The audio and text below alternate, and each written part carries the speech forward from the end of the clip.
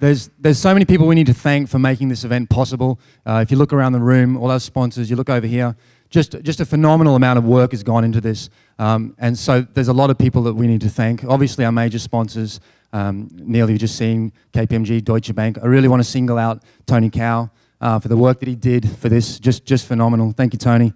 Everyone that was part of this, all the attendees, everyone that came down, particularly those that came down from New York. We lost quite a lot of delegates and speakers at the last minute, and very appreciative of those that really worked hard to get here under tough circumstances. The quality of the speakers was just phenomenal. Our international speakers, our industry speakers, we were very proud of that. Our keynote speakers, really world-class. And on that note, it's my pleasure to introduce the final two speakers for this conference, the developer of this fantastic resort, the creator of this conference, and the primary sponsor. Please welcome to the stage, Mr. Michael Ryan.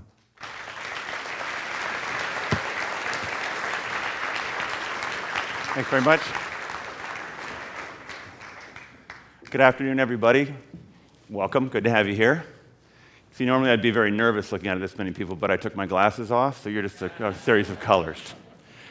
It's a great pleasure to be able to welcome Sir Richard Branson here to the Cayman Islands, particularly on the basis that, at least in my view, the Cayman Islands is a simple way to look at it. It's just a speck in the Western Caribbean, but I think what it really is, it's an idea that allowed it to become the 5th biggest banking center in the world and one, in my opinion, the best place to live in the world. And as we were planning the conference, we were trying to think, who could best exemplify that or bring that forward or bring some insight to it. And I can't think of anybody else in the world who better exemplifies the power of ideas and what they can lead all of us to achieve individually and collectively. And so whether it's from the bottom of the oceans or to the edges of space and beyond, I don't think there's anyone who's better at Richard Branson than exemplifying what, to steal an expression from my friend Greg Norman, who we were chatting with earlier, that showed that your dreams are the blueprints to your reality.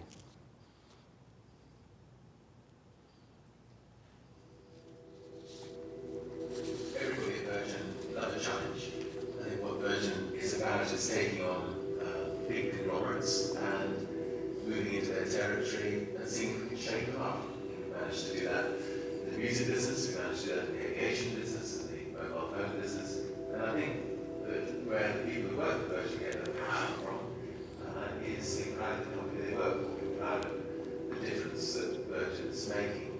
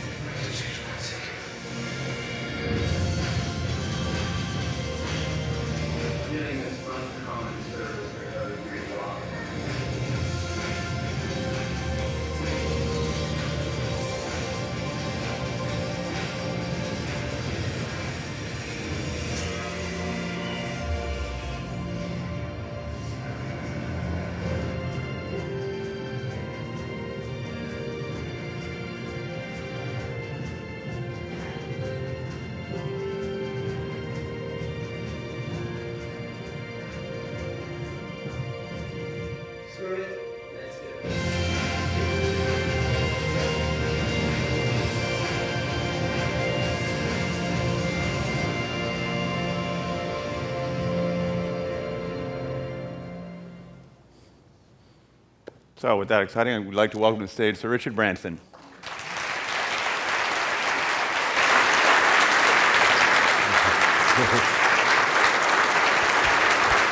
Thank you. Great.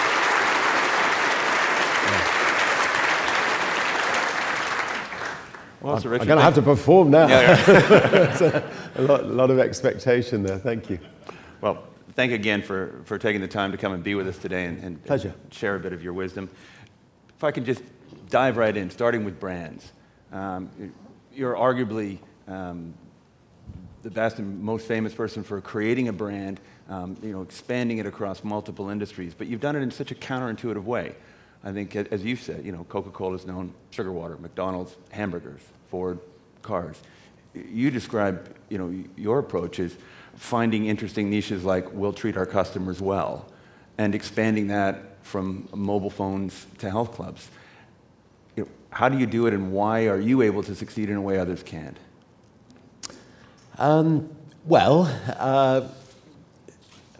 We've obviously we've been fortunate, and I think everybody needs a bit of good luck on their way. But I'm inquisitive, and I know that in the business schools or whatever it says you should stick with your onions, just to specialize in one area.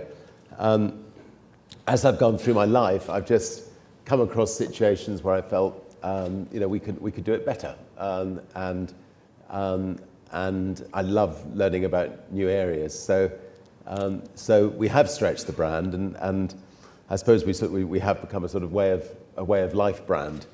Sorry, it's like cold. Whereas most brands, most of the big brands have specialised in one area. It's been a lot more fun, doing it that way, and if we had actually stayed in the music business, which was our first business, I don't think we'd be around today. So actually, being counterintuitive can make sense. Excellent. Well, if I can stay with the brand thing again,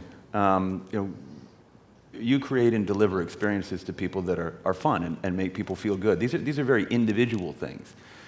Coming from your perspective, when you look at the sort of commoditization of luxury, the way LVMH gathers them all into one basket, and you're getting the same Prada shirt in Kazakhstan as Rodeo Drive. Is that true luxury that's being brought out to people, or is it just an exploitation of a misunderstanding of what a handcrafted or unique experience is?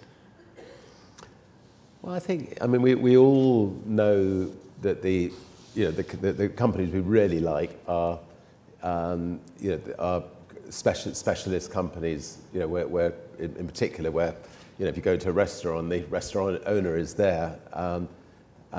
If you go to a hotel, and the person who set it up is there. And although Virgin has spread itself out into a lot of different areas, we try to stay small whilst we're getting big. So so if I had to go right back to my original record companies, the moment they had 100 people in a building, I would go to the building, and I was asked to see the deputy managing director, the deputy sales manager, and the deputy marketing manager. And I would say, you are now the managing director, the sales manager, the marketing manager of a new company. And we'd then set up another building, and we'd build up another record company.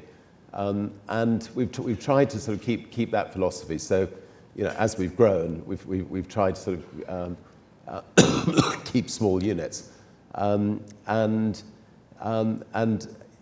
think that works well. And I think too many large corporations, just want to get bigger and bigger and bigger buildings, and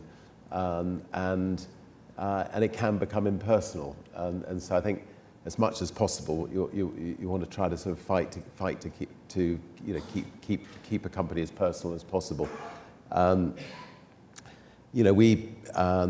kinds of people that we employ to run our companies are people who are really good with people, and people who really look for the best in people, and people who are good at praising people, and people who don't criticize people, and therefore I think people enjoy working for Virgin, and we've I think do things maybe slightly differently from other companies. I mean, we offer a lot of flexibility in our companies, so that if people want to do job sharing, they can job share. If people want to go on unpaid leave, they can go on unpaid leave. If people want to work at homes, they can work at homes. If people want to take Fridays off, they won't get paid. There's a line there somewhere. Yeah. There's a line, but as much as possible, they will. So that kind of flexibility, I think, makes us a company that people like to work for.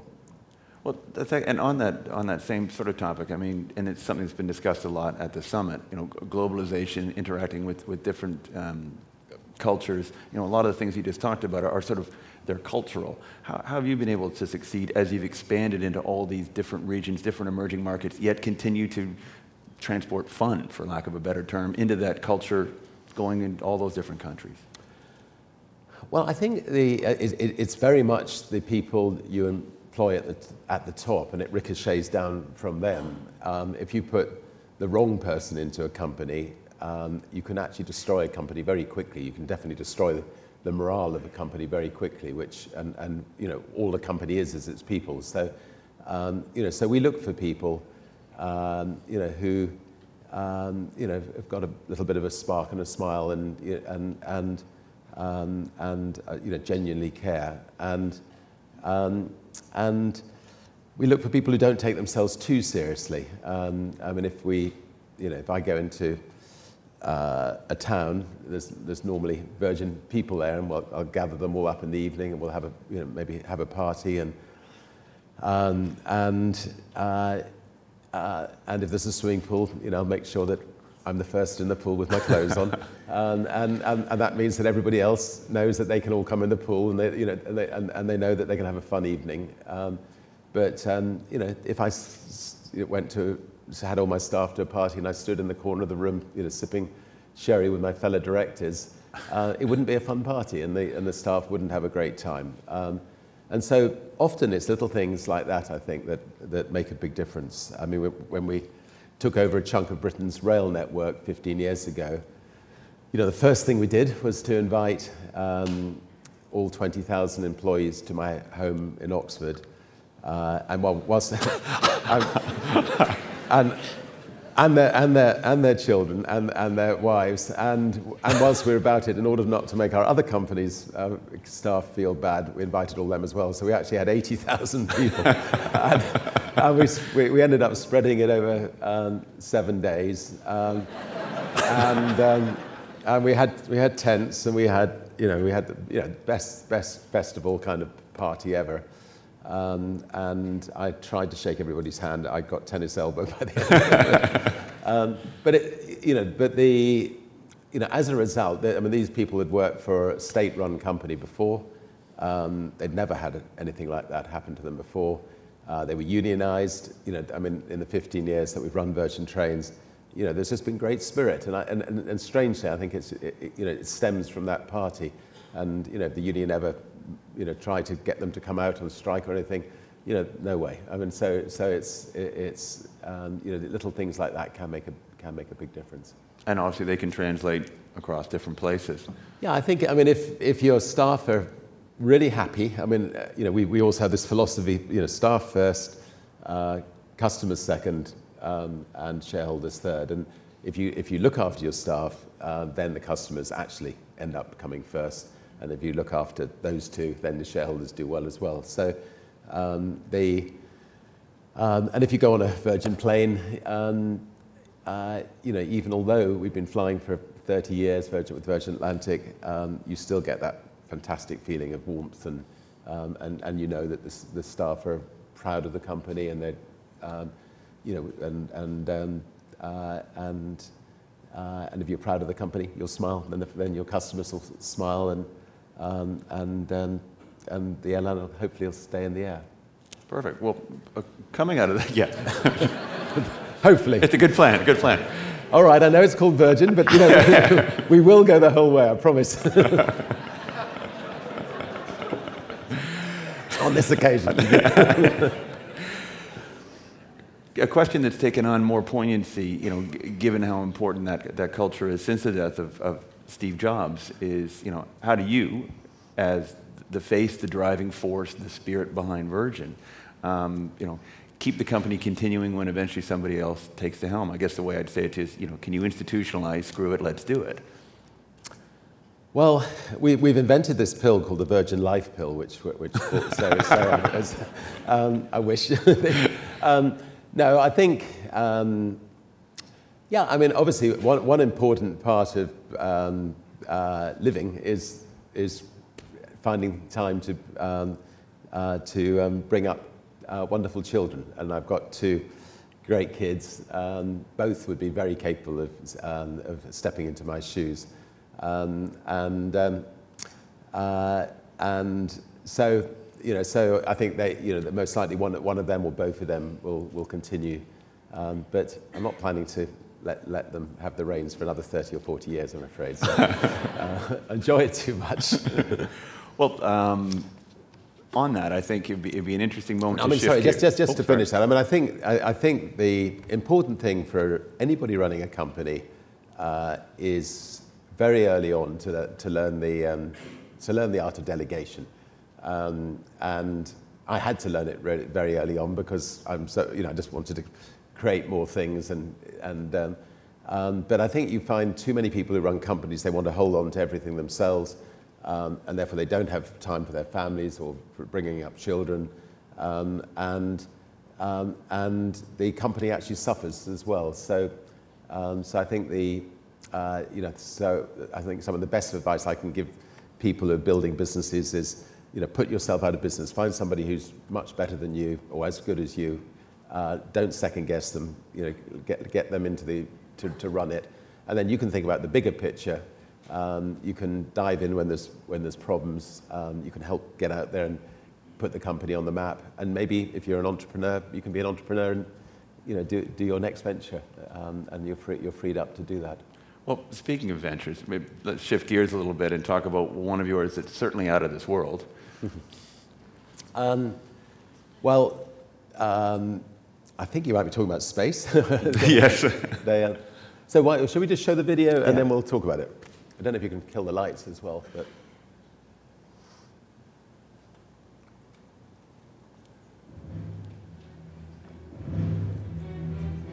The exploration of space will go ahead, and it is one of the great adventures of all time.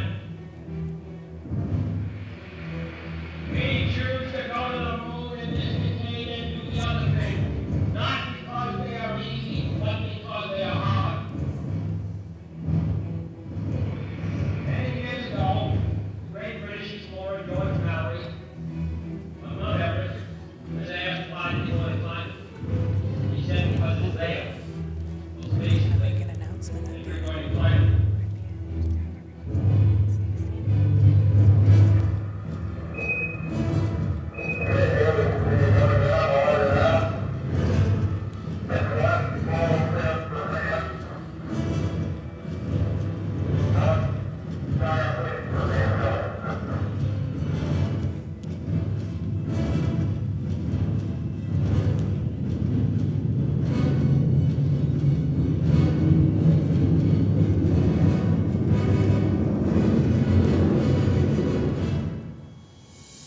Virgin is on track to become the world's first commercial space launch.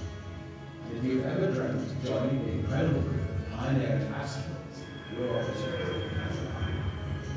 During your adventure, you will accelerate to a breathtaking 3.5 times the speed of sound.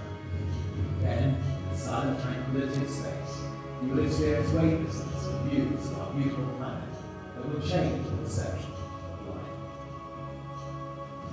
One of my passions or reasons for wanting to fly in space is that it's based on what these guys that do it say. And they talk about it for the rest of their lives, about wow, that was life-changing.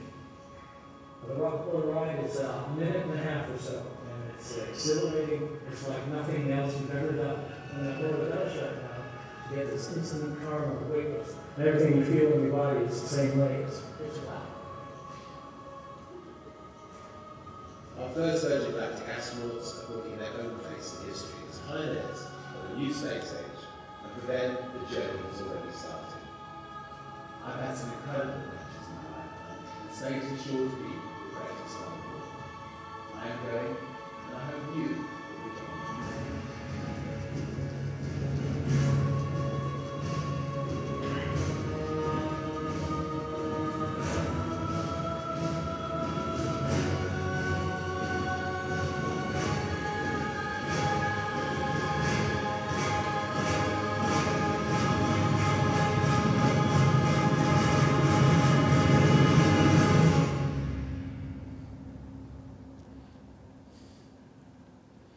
Going to get you up there one day? Oh, absolutely.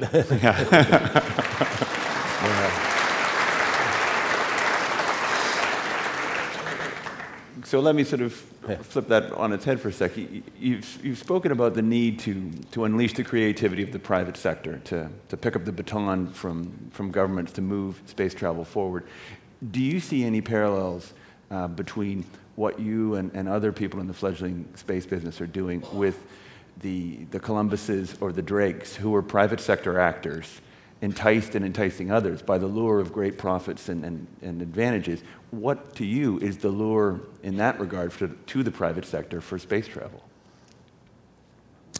The original reason that I embarked on this project was I saw the moon landing as a kid, and I assumed that one day that NASA would be offering you or I the chance to go to space, but they weren't heading that way, and so I thought we would, I would head off around the world and try to find a engineer or technician who would be able to build a spaceship, hopefully a spaceship which would give return tickets. And we came across Bert Rutan, who's an absolute genius, and he won the X Prize, which was the first big step, which was 3 flights into space and back again. From there, we've embarked on building the much bigger spaceship, which is quite close to being finished now. So I think, as far as having dreamt and got this far, you suddenly start realizing that there are other possibilities, and so we're now going to be able to put satellites into space at a fraction of the price that they've been able to be put in the past. Very excitingly, we're looking at point-to-point travel, where we just pop you out of the Earth's atmosphere and then back down again. And so maybe Cayman Islands to Australia in 2 hours, possibly. I mean, that's something we're working on. We'll have to lengthen once the you've runway. extended the runway, yes.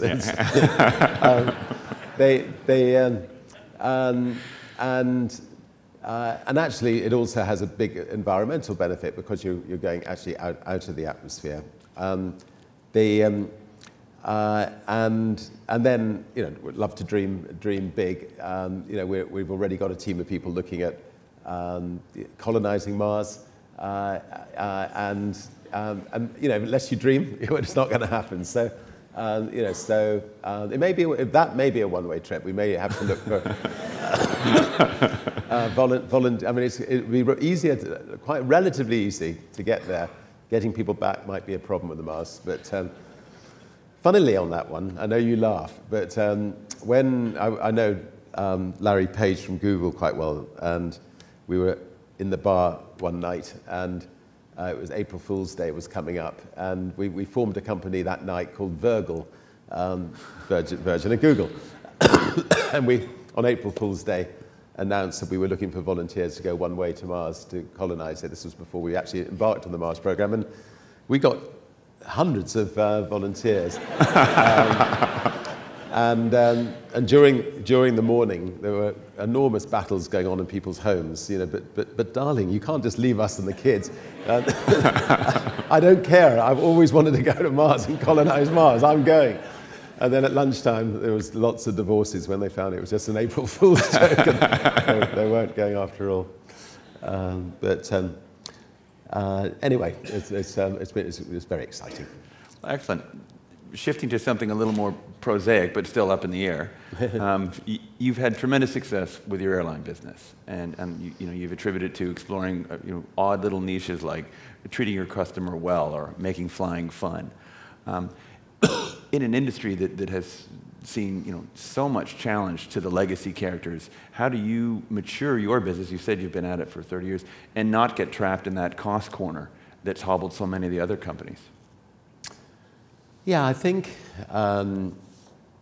it's strange how the airline industry generally is so badly run, and how accountants seem to run it for many years, and airlines are almost the sort of lowest common denominator. I mean, if you fly within America, with most airlines, it's a pretty horrible experience. I've always felt if you're the best in any field, it's unlikely that your things will go wrong, and so we've tried to make sure that in every single area we've invested, and if you get every little detail right, then all your staff are they won't have complaining passengers, so it ricochets on. We also don't always listen to the accountants. I mean, we've got a bar on our plane which takes up about 6 upper class seats, and the accountants have often show me the figures. If we get rid of the bar, we'll save 15 million. We get 15 million more income a year per plane. But very tempting. But if we get rid of the bar, we're starting that that ricocheting down. We have salt and pepper pots on our planes, and they're beautiful little salt and pepper pots shaped as a windmill, and people were stealing them because they were so good. So our accountants said, you've got to get rid of it. You've got to stop doing it. You've got to put salt and pepper pots on board that are ugly and don't get stolen. But instead, we just put underneath the salt and pepper pots, pinched from Virgin Atlantic. I'll bring them back, sorry. And they became great talking points at people's dinner tables when suddenly they discovered that they'd been stolen. But I think,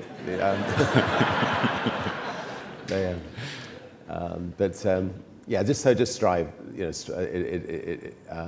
I know there must be a lot of accountants in the Cayman Islands, so I've got to be careful what I say. But if I go into a new venture, I don't get accountants to give me a document to tell me how much money I'm going to make or lose, because let's say you decide you're going to launch an airline in America. You're going to have one set of accountants will give you some figures which will show you're going to make a lot of money. Give them the same information. You could say you're going to lose a lot of money. I mean, you honestly don't know. I mean, you just have to go with your instinct.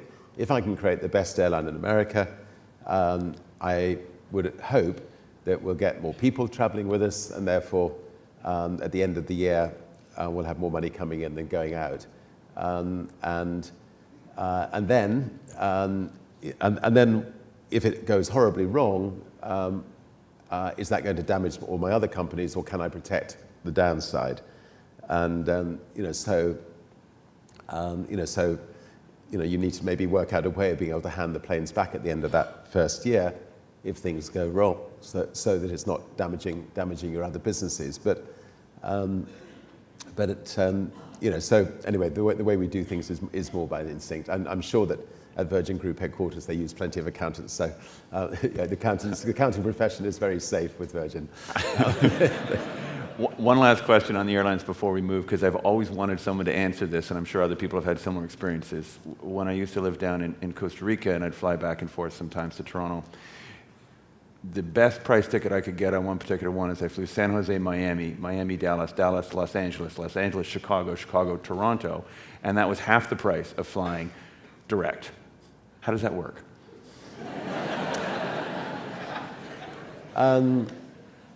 Yeah, it's madness, isn't it? I don't know. Should we ask the accountants? I don't know. I mean, obviously, because it's so much more convenient to go direct, the airline thought they could rip you off by charging you more. And on average, people will pay, I should think, 20% more for the convenience of a direct flight. So, moving on, I wanted to take advantage of having you here to talk a bit about alternative thinking. It's the name of the conference, or it's sort of an approach.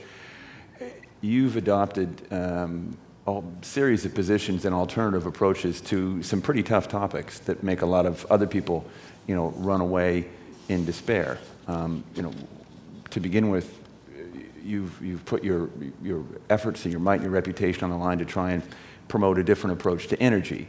And we've seen since the Fukushima disaster, everyone running away from nuclear and running in different directions. But how have you been able to sort of look at that and say, yeah, it's a big issue, it's not going away. How do you come up with an alternative approach to try and say, this is what we can do that'll make a better, more efficient, more productive world and help the environment? Well, first of all, we pollute a lot, so I've got a big footprint to sort out. Secondly, a few years ago, Al Gore came and knocked on my door and unannounced and came into my house, and before he put the film Inconvenient Truth out, and he gave me a lecture about global warming, and it was a sort of concise version of the film Inconvenient Truth, and just said to me, look, you've got quite a high global profile, get out there and use yourself to see if you can do something about global warming. I mean, it is a very, very worrying, and help me. And so sitting in the bath that night, I decided to put all the profits from our dirty industries into trying to develop clean fuels. And over the last few years, we've now developed fuels that don't emit any carbon, or almost no carbon, and we're now trying to get enough quantities of those fuels produced so that the airline industry can go from being one of the dirtiest industries to one of the cleanest industries. So it's things like taking the waste product that goes up aluminium chimneys and steel plants, putting it through a process, and instead of it going up into the atmosphere, putting it through a process, and it comes out as jet aviation fuel. It's things like turning algae into jet aviation fuel.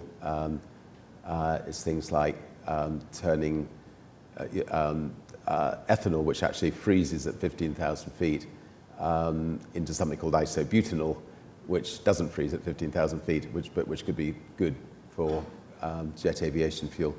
But what we're trying to do is find fuels that will not eat into the food supply. So that's one thing we're doing. And then we've also put up a $25 million prize to see if we can find any brilliant technicians or engineers who can come up with a way of extracting carbon out of the Earth's atmosphere. Because if we can find a way of extracting carbon out of the Earth's atmosphere, we can actually then regulate the Earth's temperature. And a lot of people, who weren't really thinking about it before, are now working hard to try to win that prize. And actually, that was my wife's idea. She's a sort of down-to-earth Glaswegian, and one day she just said to me, "Okay, look, if we're spiraling into disaster, and we're going to have more storms, and we're really going to have a crisis on our hands. There must be somebody out there who can get this carbon out of the atmosphere, and so we'll see whether we have any luck in that." So I think it'd be fair to say from that you believe in the carbon offset approach. If that's the case, how come it's not easier when you go and book an airline ticket to have the place where you could click and do your offset right there? It's reasonably easy on Virgin Atlantic, but I actually think that we just need a global carbon tax on as soon as possible on all carbon. So everybody's treated equally. All industries are affected, and then no tax, obviously, on clean, new clean energies, and very quickly you'll find the world will move from dirty fuels to clean fuels. If President Obama gets in, in 2 or 3 days' time, I think we have a chance of, something like that maybe happening over the next, 3 or 4 years. If he doesn't, I don't know what's going to happen. I mean, I think the private sector are just going to have to get on and do the job the best they can, I think, and other countries. Staying with that for a brief second again, one of the challenges seems to be, and you're a supporter of alternative energy and other sources, intellectually people like to embrace it, but then as soon as it arrives, you get this NIMBY approach, not in my backyard. And the classic example is up in New England, the hotbed of sort of, positive. The moment the wind turbines started going up, everyone, they had to be gotten rid of. How do you move people beyond, yeah, it's something I'd like to do, but I'm still going to support it when it impacts my life? I think, sadly, it may take, 1 or 2 big storms, it's just the one that's just hit New York, to wake people up. That storm was not necessarily to do with global warming, but once you see, I mean, I think of the last 10 years, 9 out of the last 10 years were the warmest 9 years in history. And once you start seeing a regular pattern like that developing, then hopefully the global warming skeptics around the world will finally lose out. And if you really do see an absolute calamity happening to this beautiful world we live in, then hopefully everybody will rally around to do something about it. I mean, in the Second World War, it was incredible what was achieved in 2 years, in the way that the whole of the whole of the Western world that were, anyway, the good guys at the time managed to get their act together to deal with a major threat, and if we can actually just get people to realise that this is a major threat, then I think we can get on top of the problem. Excellent. Well, shifting again, but staying with innovative and alternative approaches to stuff, you've been recently talking about an innovative approach to another major issue, which is drugs. And you've had some interesting suggestions about how to completely reverse the thinking, the standard thinking about it, to try and change it. Do you want to share a bit about where you're going with that? Well, I was invited by somebody called President Cardoso, who used to be president of Brazil, to join him on a national drug commission about 2 years ago. And on the commission, you had 17 ex-presidents from South America. You had the president of Greece, the ex-president of Switzerland, and Paul Volcker and George Shultz from America, and Kofi Annan, who used to be on the United Nations. And we spent the last 2 years looking at the war on drugs and trying to work out, has it worked? It's been 60 years. Every single year it's got worse. So the consumption of drugs has gone up every year in the 60 years since, or 50 years since President Nixon declared the war on drugs. Are there casualties from the war on drugs? I mean, there are just enormous amounts of casualties. Like in America now, there's 1.5 million people in prison for drug-related offences, and in some countries, people get executed for taking drugs. Enormous amounts of breaking and entering going in drug-related. Enormous amount of people getting HIV drug-related, and so on. Is there an alternative to the war on drugs? Sorry, I forgot. Like 50. Why are all these South American presidents on this commission? Because the amount of people who have been killed and shot over drugs in the war in South America. And then, is there an alternative approach? And we then went and looked at all the countries that have tried alternative approaches. And we found that Portugal and Spain, for the last 10 years, they announced 10 years ago, when drugs was number 2 in the most on the political agenda, they announced that nobody would ever go to prison ever again for taking drugs, any kind of drug, and that what would happen is that if anybody was taking drugs, they would come to a committee of psychiatrists and social workers, where they would be held. And the basic idea was that drugs would not be a criminal problem, it would be a health problem. And so with heroin, if somebody has a heroin problem, there are places throughout Portugal where they can go and get a clean needle, and they can get methadone. When they're ready to go to a clinic, the state will get them into a clinic, which costs a lot less money than sending them to prison. The end result has been a massive decrease in the amount of people taking heroin, massive decrease in the amount of people getting HIV, a massive, 90% decrease in breaking and enterings, because people don't need to break and enter to get their drugs anymore. It just screams out at you, this works. And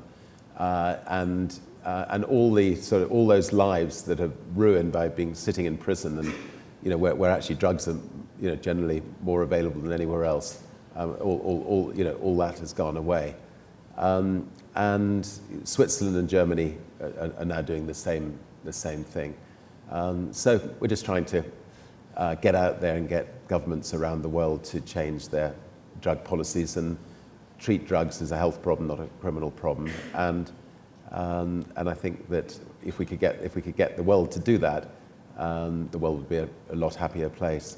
Interestingly, if you go back to the 30s in America, when alcohol was illegal, you had all the same problems. You actually had, when it was illegal, a massive increase in the amount of people taking alcohol,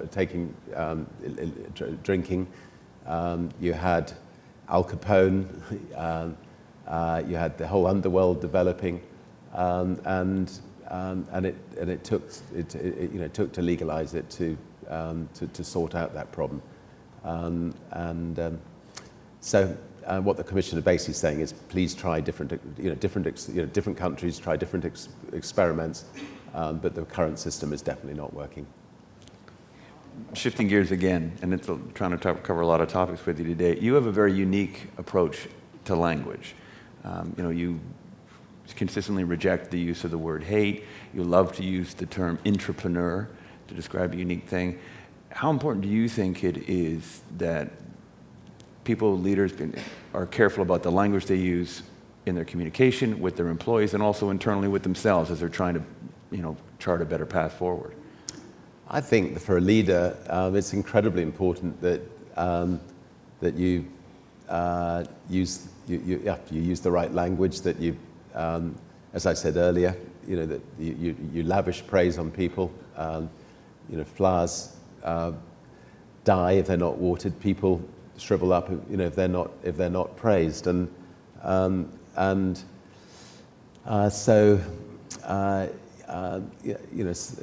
dyslexic, and so I think I simplify my language with the people around me, but also, in our advertising and everything, we try not to use too much. We try not to avoid jargon and keep everything simple and clear. And I think it works better that way.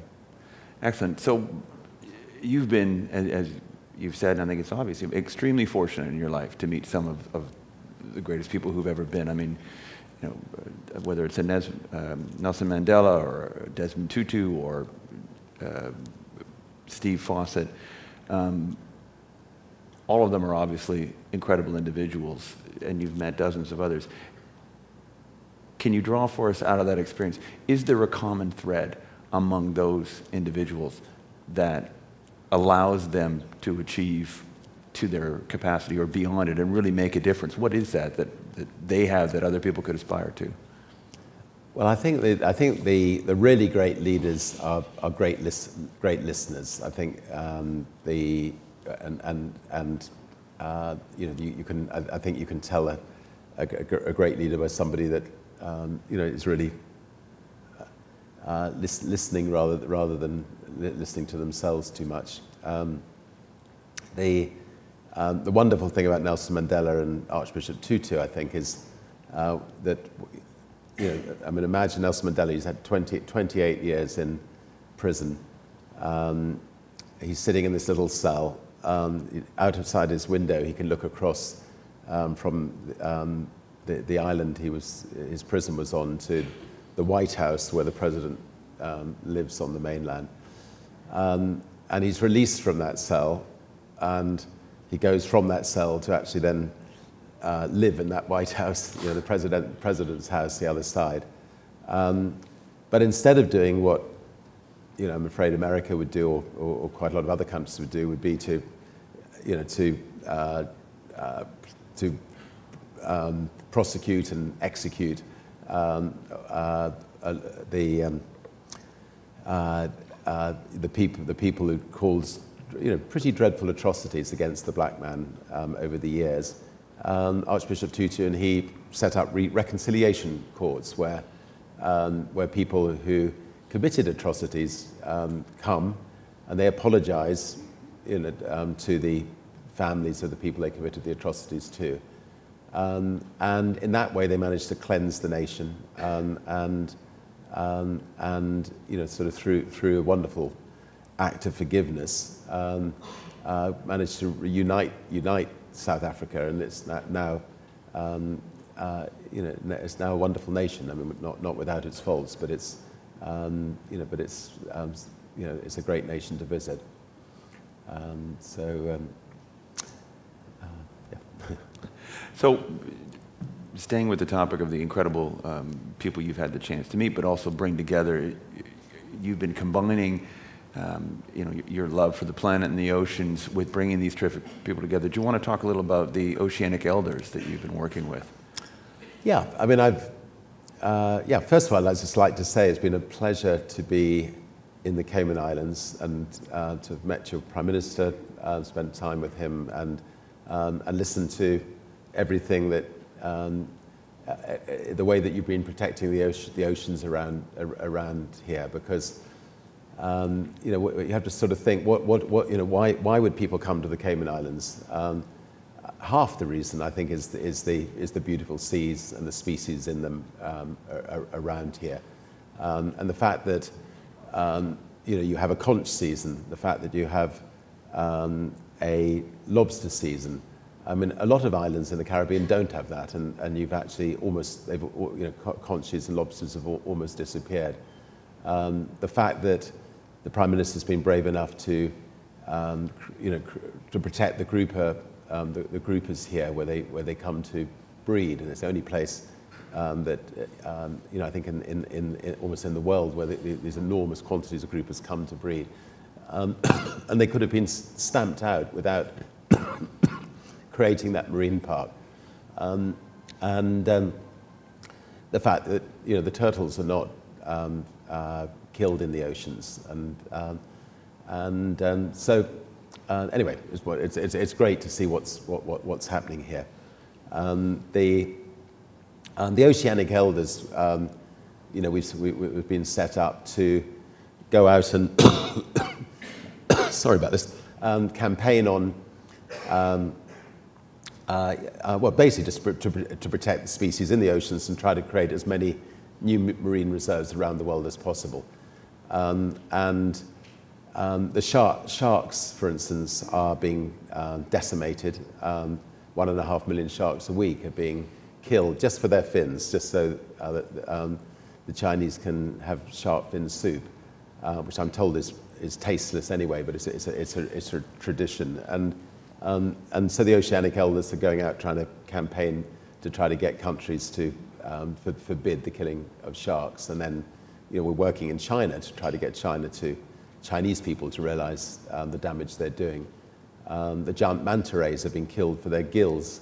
I mean, it's absolutely ghastly to see the slaughter of the giant manta rays now around the world for medicine.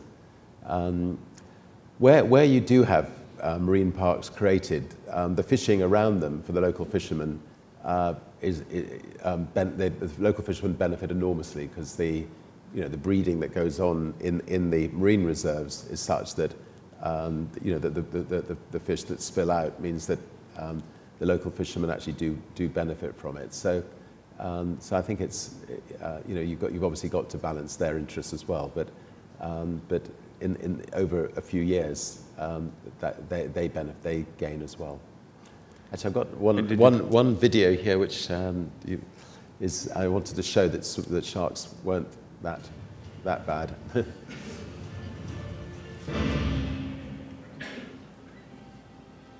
Yeah, we've been swimming with 300 whale sharks, quite the most beautiful creatures on Earth. And it's just so sad to think that they are an endangered species now. And even, believe it or not, some people cut the fin off these beautiful, beautiful creatures.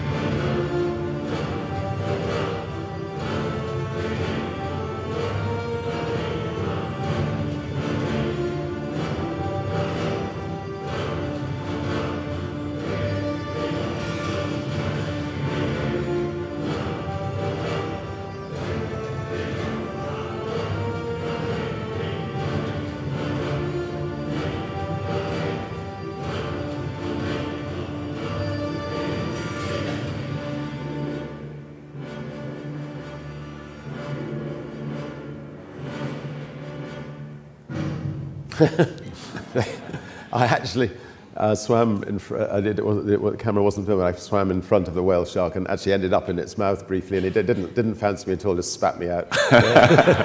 I think what's it? Jason. Who got swallowed by a shark? Jonah. Jonah. Yeah, I think that's most likely where that story originally came from. So actually, that shot of you with the sailfish, is that the one where it went right by your nose for the sardine? Yeah, they're picking off these balls of sardines, and I had this ball of sardine come right by my nose, and it's incredible. I mean, they got the swords this long, and it just literally just picked it off from the edge of my nose. Sort of, but anyway, but they fortunately have good accuracy. The tiger sharks, you know, they'll come right up to you, and you just give them a gentle push away. But anyway, I mean, it's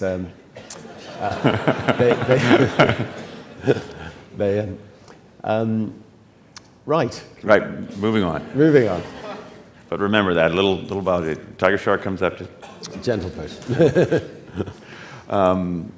If I could go back to the original elders for a second, you know, in a world where the vast majority of the population, particularly in the trouble spots, is under 30, the inspiration to set up and do the elders, do you think, given the youth of the world demographically, that they can carry a particular special weight because that they are old and that they are also not ignited by the passions of youth and hopefully can be an influence in an otherwise somewhat ramped up world? Yes, I think, I mean, the elders came about when America looked like it was going to invade, and Britain, it was going to invade Iraq. Myself and quite a few other people, an enormous amount of people in Great Britain, thought it was a dreadful mistake, and you know, there were big marches in the UK to try to stop it.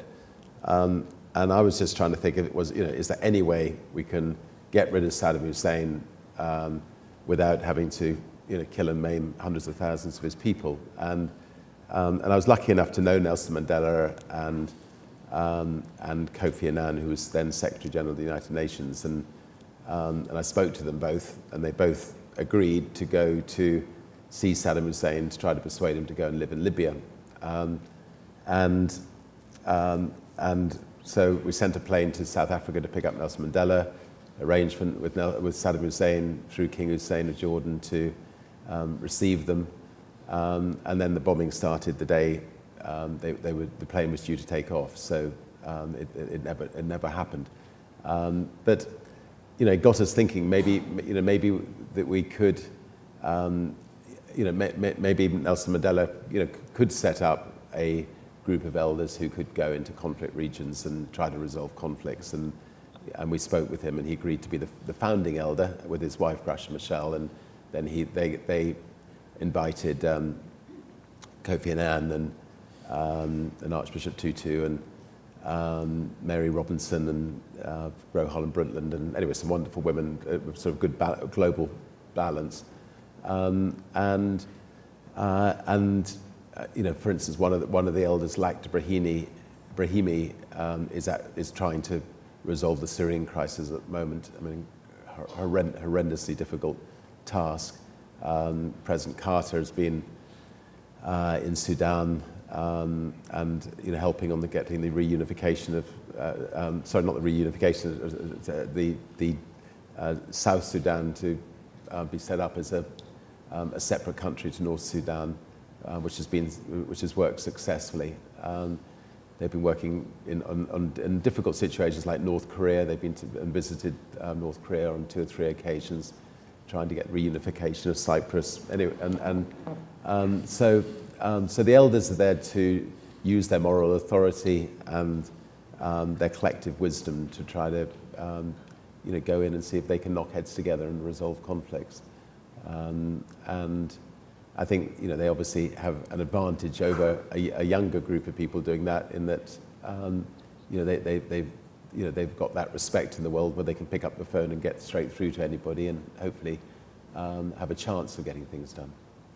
Well, excellent. And we've covered a lot of ground and talked a lot of broad things, but coming sort of back to business, but staying on that topic, or a number of these topics we've touched, which is, you're obviously not afraid to tackle the biggest problems. You're not afraid to branch into new areas, to take on things, and to accept that risk truly in an entrepreneurial style, to sort of really approach it entrepreneurially. As you go through those, how have you, if you've gone through all these different areas you've touched and all these big challenges you've been willing to grapple with, when it doesn't work? And how do you step through that, move along, pick up, and keep going forward, and not get daunted by the challenges that are always out there? Well, I think we all have failures, and I've had plenty of failures in my life. And I mean, the important thing is just to work day and night to try to avoid a failure. And I think and that's the painful time where you're really trying to keep something alive, trying to save something. I think once you've done everything that you can to avoid something going wrong, and then I think just accepting it and moving forward into your new life, and in some ways it can be a weight off your shoulders at that time, and you can learn from it. And hopefully next time round it won't happen again. And I know that you've had a sad thing happening with this beautiful hotel. So anyway, well done on. Well, cheers. Very much. Good luck to your future. So. It's fantastic what he's created here. Give him a round of applause. That was beautiful.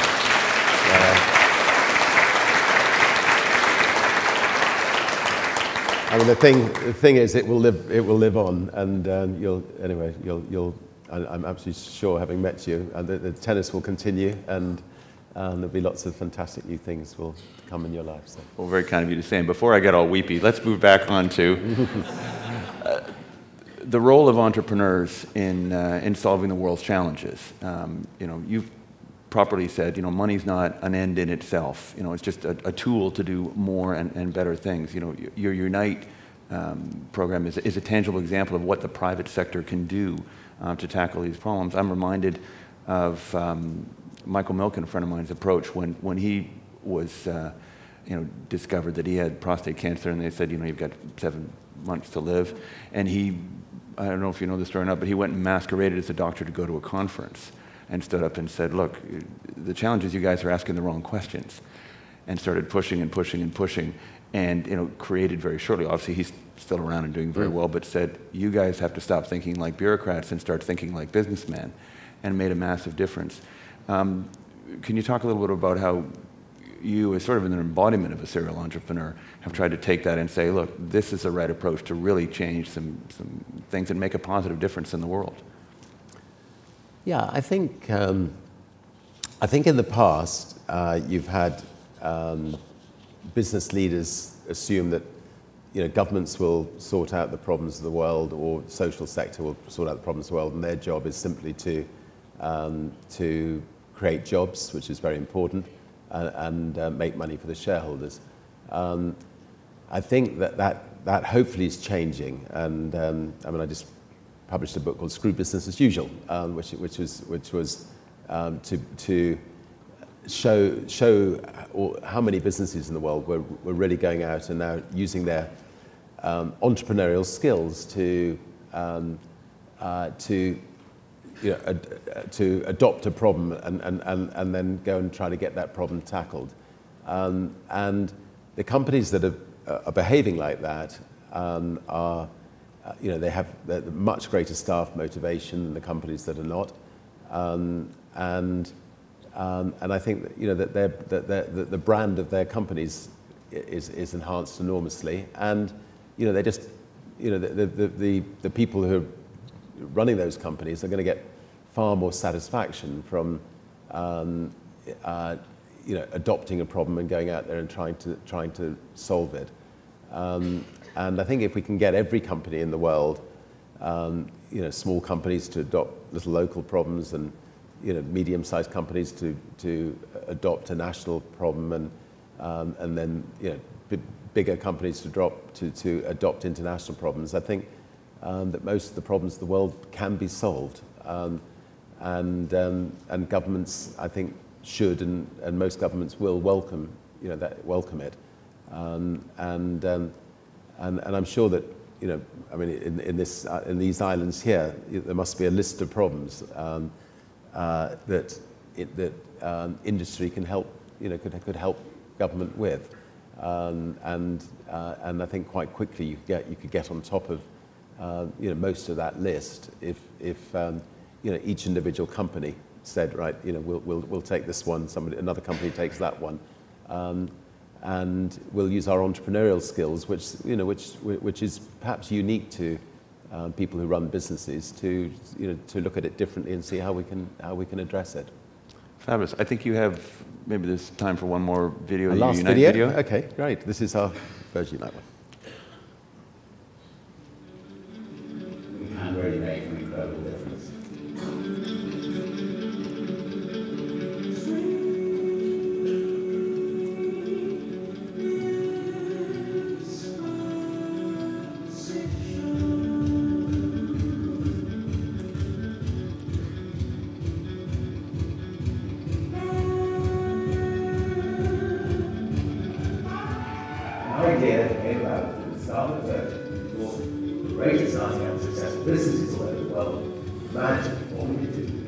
All that energy, entrepreneurial talent, and our resources into making the world a better place.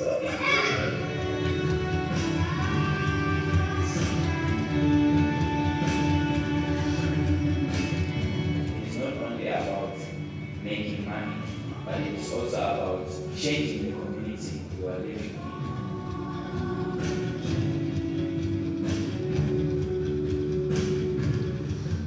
When we're talking about our dreams and our aspirations for the future, an organisation like Virgin can absolutely match those, because they know what dreams and aspirations are.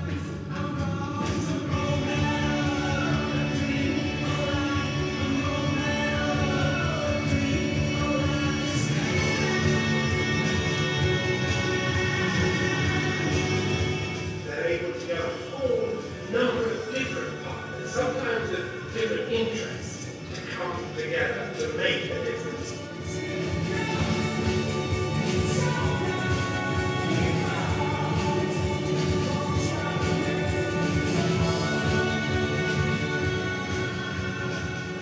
Just know that someone will be there to catch you before.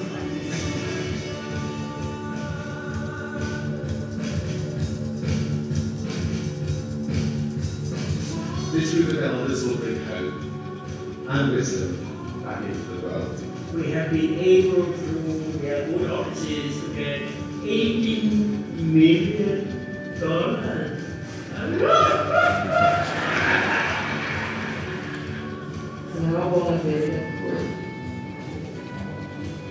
It's really inspiring to see a company pull together like this. Yes, we can.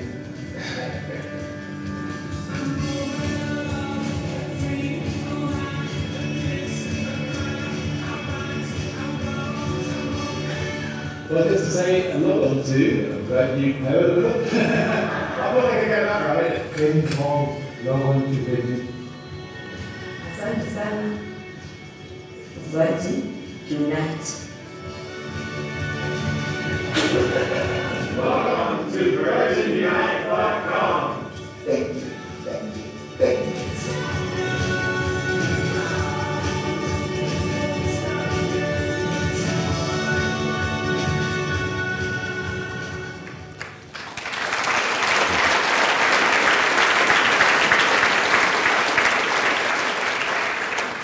So obviously you should justifiably be very proud of that and what you're doing and keep driving forward. Coming off that, certainly post the financial crisis, the business world, and particularly the financial world, is seen by the general public with sort of derision and scorn. How would you advise people to say, look, the entrepreneurial spirit, the private sector, can turn its image around and say to people, hey, this is the driving force, this is how things move forward. It's not a good decision to take all our resources and give them to government and say, here, you handle it. This is the driving force that makes things happen.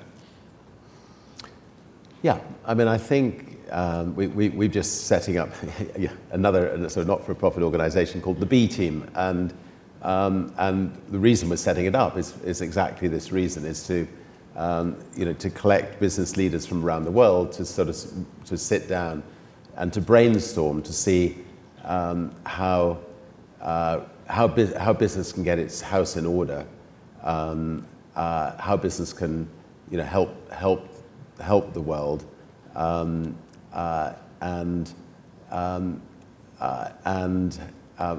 hopefully how the world will then start seeing business in a more positive way. I think the capitalism is a system that is I think the only system that has worked or been proven to work. I mean, pretty well every other system has been tried and failed.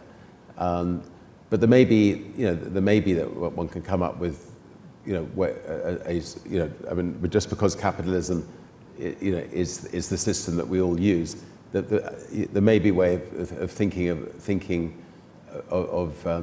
a slightly different approach. And I think by brainstorming these issues and again looking at countries like Scandinavia, for instance, it's as a group of countries in that region, much more egalitarian group of countries, and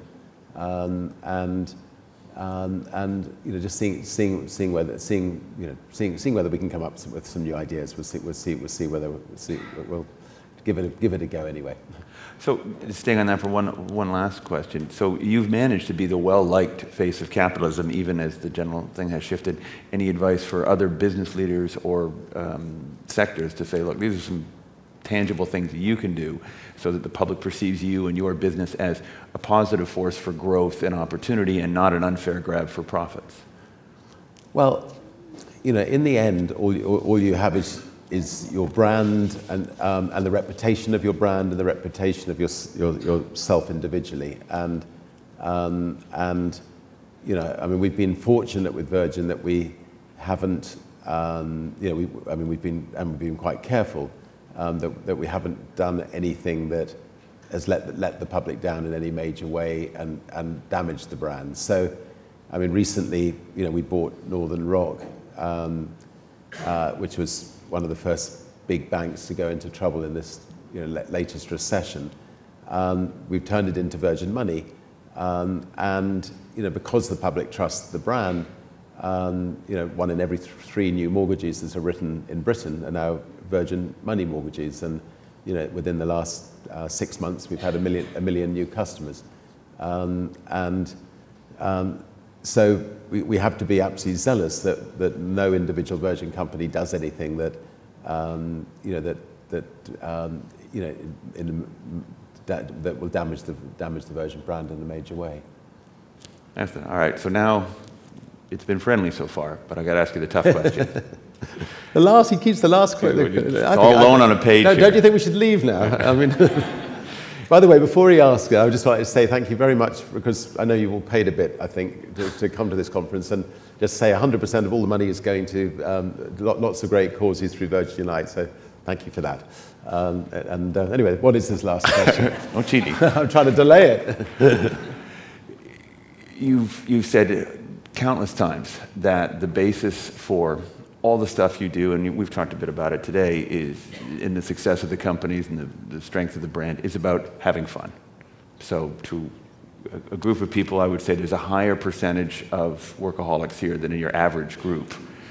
How can everyone in the room have more fun doing what they do every day?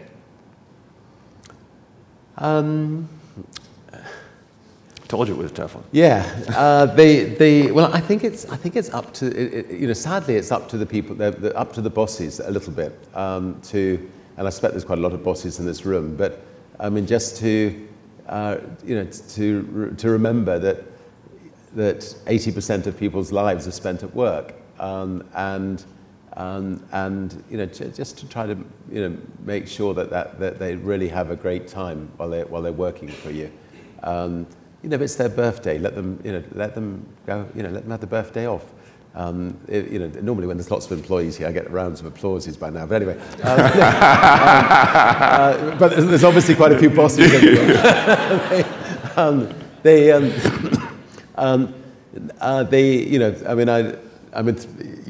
Throw a party, and I think if you're the boss, go out and get drunk with the staff and let your hair down. I always have a rule that I have a notebook in my back pocket, because when I'm propping up the bar at 3 in the morning and I'm being, all these ideas are coming my way, I know I'm never going to remember them the next day. And when I actually do look at my notebook the next day, I'm not quite sure what the hell I've written down. Anyway, I think on life can be a blast, and it can be a lot of fun. And I think it's great fun for the bosses to have fun with their people, and it's great fun for all the staff to have a lot of fun. So anyway, thank you very much for having me. Well, terrific. So one sec for the applause. We're going to have a little more fun with you out playing some celebrity tennis. We appreciate you doing that. I hope all of you are going to get a chance to come and see that as well. And so I have to do my housekeeping job, which is as soon as we give proper thanks, people who have to go to tennis, etc., are going to zip out. It's no comment on anything else going on at the conference, just do the housekeeping part. So now I get to do the finished part, which is, I can't thank Sir Richard enough. It's been a true honor and a pleasure for me. I hope everyone here has enjoyed it. It's been pretty wide-ranging, but fascinating. And again, thank you very much. Thanks so much.